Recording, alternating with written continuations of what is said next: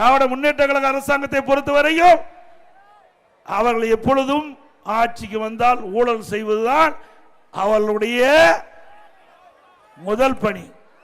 இன்றைக்கல்ல, திரு கருணாநிதி காலத்திலிருந்து இன்று வரை அந்த கட்சி ஊழல் கட்சியாகத்தான் பார்க்கப்படுது.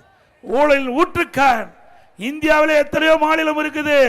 ஆனால் ஊழலுக்காக கலைக்கப்பட்ட ஒரே அரசாங்கம் திமுக அரசாங்கம்.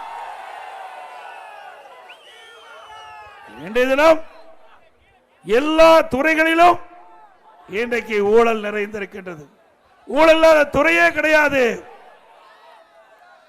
எதற்கெடுத்தாலும் எந்த அதிகாரிகள் சந்திச்சாலும் இன்றைக்கு மக்களுக்கு ஏதாவது தேவை என்று அந்த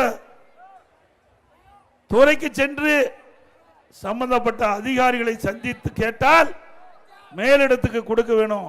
கொடுக்கறத கொடுத்தா தான் உங்களுடைய மனு பரிசீலிக்கப்படும் சொல்றாங்க. உண்மைதானே?